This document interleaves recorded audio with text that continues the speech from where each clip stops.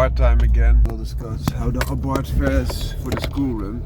So first, what is a school run? You take your children and you drop them off to school, or on the other hand, if you're going to pick them up again. So this is oftentimes a lot of urban traffic, and then Abarth is quite good at it. And why is it? Because you have a very small frame. It's an A segment type of car, like an Igo or the likes, or an Ignis, the new generation. The earlier generation was a bigger car, and by doing so you can easily park it everywhere. You can also, because it's not that wide, move it through obstructions. So for example, if there is a truck there, or there are some cars parked, this is easier to be done with the Abarth. Also you have pleasure, because you still have this excellent record monster sound. But for example, dump truck is going to pick up dump and is then obstructing. You have a bigger chance that you can mitigate traffic with this smaller, nimble, short wheelbase type of car than you would have with a bigger car, like for example Tesla Model S. Also the Swift is considerably wider. Now again, there's someone parking on the street and I can just move along even on the right side. Because it's so short, there's a short wheelbase, so it can easily be put through places. It's very agile. It's also sounding excellent, so even without using your klaxon, you can still let people know that you're coming and that they should back up. So that's the fun thing. It's not extremely good on fuel. Then the Swift that does a better job, is more modern car. It also has a mild hybrid system. It also is not as good as the Swift getting in and out of the car, because it only has 3 doors, wide doors. So it depends if you have to pick up more than one child, for example 2 or 3, then the Swift does a better job. Also the Swift has seating for up to 5. This has seating up to 4. So you might not be able to take all the children with you if you have a very big family, or if you're going to take friends of them with you as well. That will be harder in the Abarth as compared to the Suzuki Swift Sport. So please take that into consideration. All in all, I think it's an excellent type of car, also for the school run, especially if your family is not that big and that you're going through heavy traffic and also are competing for parking space.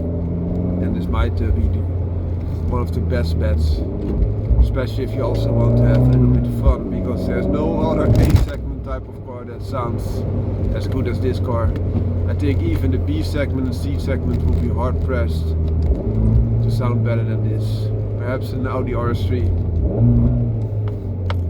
because it has that glorious 5-cylinder engine, but apart from that it will be hard. There's no turbo 4-cylinder that sounds better, in my opinion. And of course, because this is a 595C, so this is a convertible, also at summer days you can pick them up and they can enjoy some wind in their hair, and you also enjoy, if you're sitting there waiting, you can still sunbathe even in your car. So it's a nice environment. Also the leather could be colder in days when it's freezing, for example. Could be also a little bit hotter at very hot days. So there are some drawbacks, but it really is very plush and really excellent. Foundry car out. Good morning. Today we'll discuss the Abarth as a school run car. So I already made a video about my Abarth 595C MTH Turismo as a school run car. But today we will discuss something else, and that's the new Abarth. The Abarth 500E as a school run car will be better than the ICE version, so the internal combustion engine that's gasoline propelled, or will the electric version be worse? I think it will be better, and I will explain why. What makes the Abarth 595 a good city run car or a school run car? It is very compact, it's nimble, it's not too wide, so you can go to obstructions with ease, and you can park it also with ease because it's not too long. All these characteristics are maintained with Abarth electric, but there are some things to be different. It's longer, so you need more room to park. With the electric version it's also wider, so you cannot maneuver as good through obstructions, and you still, especially in the Abarth, you still have the 3-door capacity. There's also a +1 with a regular Fiat, so they could make it so that you have one small door at one side of your car that you can also let children get out, so then you have 4 doors. That can be beneficial, especially if you're hauling around and you're taking more children with you. You also are still limited to the 4 seats that the Abarth has. Also this Abarth that I'm driving now, and you will not have this glorious exhaust sound, which also helps you to clear the road, and children will oftentimes also love it, so it will bring a smile to your face next to your environment. But why would the electric version then still be better? Oftentimes the school run is a relatively short distance. Also the Abarth, the internal combustion engine, is not very good on fuel, especially on the short burst, and it cannot heat up properly. With an electric engine you don't have this drawback. First off, it goes on electricity and it will function very well, especially at relatively low speeds. Also you have regeneration, so even if you're not accelerating you can recuperate some of the energy, so the cost of that, it will be quite low. And the other thing is, it does not have to warm up that much as compared to a gasoline powered engine. So this is a benefit, that you can exploit the power easier and sooner in the electric version. And also being an electric version, you will have the power directly, instantaneously, torque, and also the horsepower, which can be beneficial. Another thing to consider is that it's not so much for me, but a lot of people will consider this. There is a social pressure now to go to electric cars, and you will have one of the most fun electric cars available when you go with Abarth. And you can still say, if that's your trick, yeah, I'm driving electric for the environment. And you might even add, because it's not that heavy, it will not destroy the roads that much and will not cost as much to produce. So you could play that card if that sits with you. For me myself, I would never do this. I would not.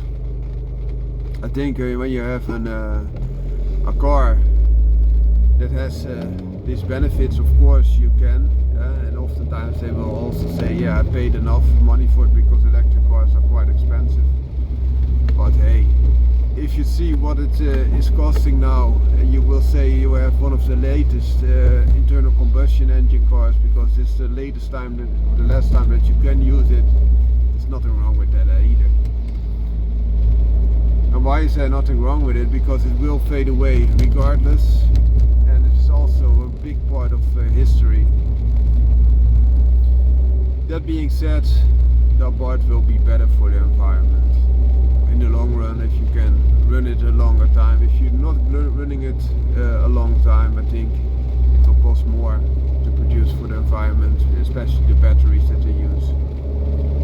And also for gasoline powered cars you can make bioethanol, so you just can make also gasoline just from the land, and then all these things that it is consuming dinosaurs, or it's a dinosaur type of car, are all things of the past, with all the new additions that they can make. So even in gasoline they have made quite some advances, which can counter a lot of the drawbacks. And of course you still need a fluid, a fuel, and also you still get CO2 out of your system. But electric cars are often a lot more heavy, and they could add additional fine dust. The benefit, however, of an electric car is that they also have recuperative braking, and thereby are not using the wheel brakes as much, so less brake dust, which is also a good thing. So it's quite a puzzle here on the environmental part. But let's not go into this topic into depth. We talked about the school run. I think it's an excellent choice. There are some drawbacks. Without the noise, it will be harder for people, especially pedestrians and children, to notice you. But Abarth also made a sound. Fiat also made a nice sound, so they can do this. And of course, it will then not be that so much of a trouble anymore.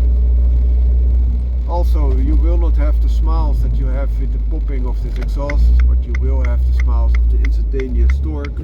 It's always there, and that you don't have to wait for it to warm up all the time for the short burst, which is not a good thing for a gasoline powered car. So you will have a longer life also from your car if you have electric car. Also, the battery will not be a problem, because all short runs you can start with a full tank every day, so that's also not a drawback. There's decent range, so for in a city or a little bit out of the city, this will be fine, very fine. So don't worry, this is a good choice to be making if you're willing to. There are better choices, however. If you have another small electric car, for example Cupra Born, this has even more power on tap, and also it has more doors that you can exploit. So if you were going to that route, you will be better off perhaps also with the electric Peugeot 208, I guess. I think it's 208 now. That would also be a good choice with the Opel Corsa E. That are all excellent choices that are perhaps even better than the Abarth, especially also on the price point that you're getting and the quality. But the Abarth will be a very nice car. Found my car out, and I'm doing this movie, of course, from the seats of my Abarth 595C. So an internal combustion engine Abarth. And this will all be things of the past. Have a great day. Found my car.